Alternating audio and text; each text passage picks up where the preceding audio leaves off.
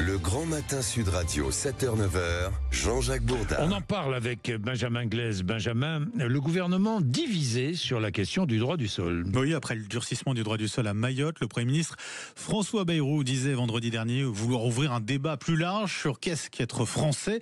Le garde des Sceaux, Gérald Darmanin, est favorable à l'ouverture de ce débat et pour lui, il faut durcir le droit du sol sur l'ensemble du territoire. Écoutez, c'était hier sur BFM. La question de principe, c'est est-ce qu'on doit exprimer une volonté qui est bien plus qu'un mail envoyé à la préfecture? Est-ce qu'on ne peut pas se dire qu'on doit pouvoir exprimer une volonté? Vous savez, sous la Révolution, on disait qu'il faut faire un serment pour devenir français, et la Révolution française. Des grands pays autour de nous, la Grèce, l'Italie, n'ont pas de droit du sol. Moi, je suis pour le droit de la volonté, que les gens expriment leur volonté nette d'être français, et qu'on puisse, nous aussi, accepter qu'ils le soient. Alors ce week-end, François Bayrou a par ailleurs déclaré qu'il n'y aura pas de conflit au sein du gouvernement. Mais voilà, le ministre de l'économie, Éric Lombard, dit qu'il n'est pas du tout d'accord avec Gérald Darmanin. Il l'a fait savoir sur RTL hier. Je veux rappeler que le droit du sol n'est pas une procédure automatique. C'est-à-dire que les jeunes qui naissent en France doivent faire la demande de l'acquisition de nationalité. C'est pas un droit qui est automatique. Il me semble que le dispositif législatif actuel est tout à fait satisfaisant. Je pense qu'en matière de politique publique, il faut répondre aux problèmes qui se posent, et il me semble que ça, c'est pas un problème qui se pose. Et nous avons beaucoup de sujets à traiter par ailleurs. Éric Lombard en désaccord avec la volonté du Premier ministre d'ouvrir le débat sur le droit du sol. Alors doit-il quitter le gouvernement? Éric Lombard, voici sa réponse. Il n'y a pas de conflit, il y a des histoires personnelles et des expressions qui sont celles que nous avons les uns et les autres. Et il y a une ligne dans ce gouvernement dont François Bayrou est le garant. Et la raison pour laquelle j'ai accepté de rentrer dans ce gouvernement, je suis heureux d'y être, c'est que cette ligne me convient tout à fait. Je suis en grande confiance dans les engagements et dans les propositions qu'a fait et que fera le Premier ministre. Petite mise en garde, coup de pression peut-être de la part d'Éric Lombard. Ouais. Polyphonie au sein du gouvernement quand même, hein, pardon, mais non, enfin je sais pas ce que vous en pensez. D'abord, ça ne me choque pas que sur un pareil sujet, il y ait des avis différents. Il y a des avis différents, surtout que le débat commence et à mon avis, il va pas se passer grand-chose compte tenu de notre assemblée. Mais juste un mot sur le fond du dossier. Je comprends pas, il y a une solution à laquelle on n'a jamais pensé, qui, en tous les cas, pour la première génération, aurait peut-être fait baisser les questions de délinquance, ce genre de choses, c'est de dire, attention, quelqu'un qui... Puisque c'est pas automatique. Pas automatique. Vous naissez en France, vous devez demander la nationalité, donc ça veut dire qu'on vous l'accorde. Et donc, je pense que quelqu'un qui a déjà un casier à 16 ans ou 18 ans peut lui dire, non, monsieur, vous êtes sympa, mais... Et pourquoi je vous dis ça? Parce que, en fait, le débat, c'est, est-ce que la France... Est-ce que l'État français, donc, qui est le représentant, enfin, est-ce que la France a le droit de choisir qui elle accueille dans sa nationalité, à qui elle confère la préférence, parce qu'elle existe évidemment, la préférence qu'on donne aux citoyens de son pays.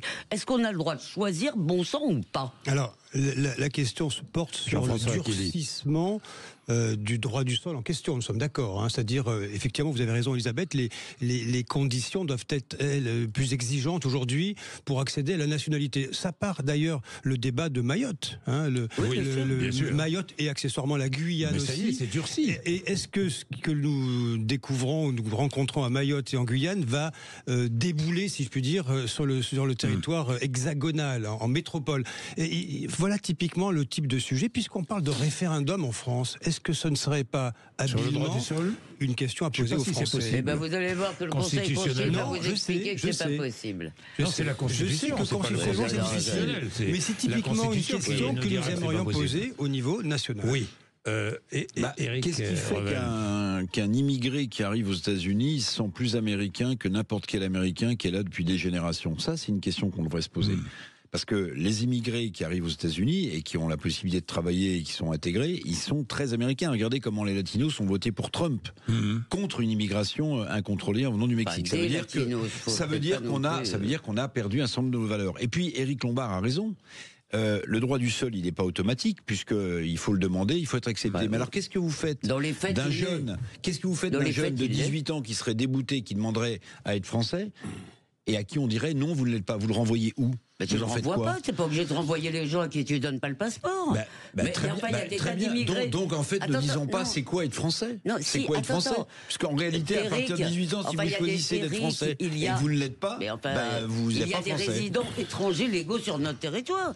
Tu n'es pas obligé de le renvoyer. Ça veut simplement dire que tu ne considères pas qu'il contribue suffisamment à la communauté nationale, ou qu'il adhère suffisamment à nos valeurs, ou qu'il a suffisamment... Mais il reste quand même sur le territoire national. Mais excusez-moi, c'est quand même pas là. Donc pour vous, c'est la même chose. Tout résident étranger, c'est pareil qu'un citoyen. Excusez-moi, il y en a mais on s'interroge sur c'est quoi être français. La question c'est pas être en France. L'accession à la nationalité, c'est plus qu'un bout de papier avec des cases à remplir. C'est donner des preuves d'amour, si je puis dire, à ce pays. Mais ça vaut pour n'importe quel pays, effectivement, les États-Unis ou ailleurs. C'est pas un problème franco-français. C'est-à-dire que accéder à la nationalité, ce serait demander aux individus s'ils veulent, est-ce qu'ils le veulent, est-ce qu'ils veulent épouser et adhérer à nos valeurs.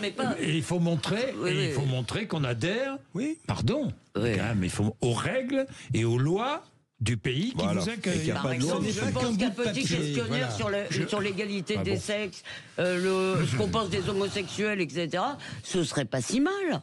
Je veux dire, je comprends. Mais en fait, on est soit naïf, soit maso, mais c'est suicidaire. C'est-à-dire l'idée même on va discuter pendant 6 mois pour savoir si on a le droit de dire non.